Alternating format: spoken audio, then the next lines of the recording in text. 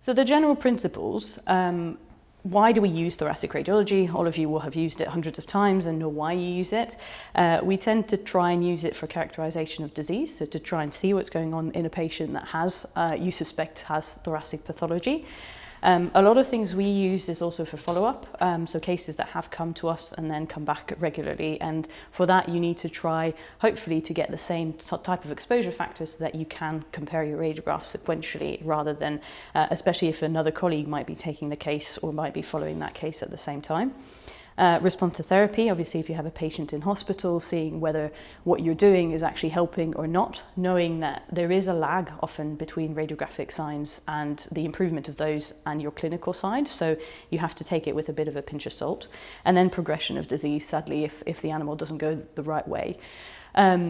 So we harp on a lot about the interpretation paradigm and how we can, how it is important to have a systematic approach to reading radiographs.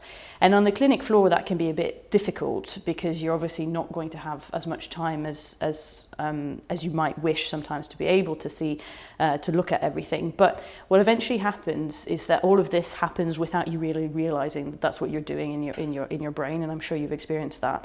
And so for a thoracic radiograph, what I tend to do is look first at the soft tissues, then look at the skeletal system, then the pleural space, then the mediastinum, and then look at the lungs and lower airways. So that's kind of how I do this. And for this lecture, we'll be looking at the lungs and lower airways. And then you want to assess every compartment of those for size, shape, opacity, margin, contour, number, and location of all of these organs. And eventually that mantra just keeps on seeping in and you just get used to doing it. And that applies for all of these radiographs that we're looking at today. I was saying that the radiographic signs lag behind the stage of the disease, so that's a thing that we see often.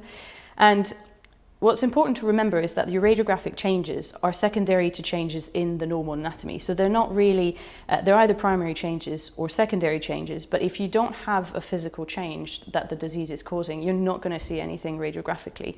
So sometimes there are things where you would hope that you would find a change, but there isn't a change because simply there isn't a change of anatomy, basically. It's an anatomical thing that you're looking at when you're looking at x-rays.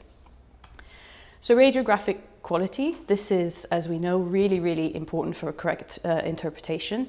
The thorax is probably one of the most complex in anatomy areas that you'll be examining on radiographs. If you think of bones, comparatively, they're quite simple. So it's really important to try and get that technique appropriately. The technique that we use is usually high KVs and low MAS, and that's because your contrast in your thorax is inherently good because it's full of air. So you want to increase the visibility of the contrast in those structures so that you can actually see everything in your thorax. The best is to get the animal in peak inspiration because then you have really nice expanded lungs. That's often hard to get when you've got panting animals, and the positioning is really, really important. And I think the things we see with radiographs that are sometimes sent to us most often that are not quite as nice as we would like is the exposure and the positioning. So those are two things that can really make things a bit more difficult. And make sure you always take two views, whatever you do, simply because you can miss lesions with one or the other. So if we look at this radiograph here, this is not very great technique. So you've got, you can see your diaphragm is going kind of to the level of T12, but not fully, and your lungs aren't really fully inflated there at the cranial aspect of your thorax.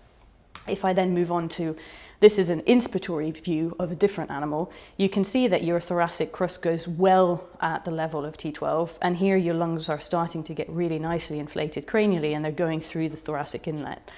And if I push it even more, so this is an animal that's been taken under anesthesia and they have been inflated, so somebody's just inflated via the tube.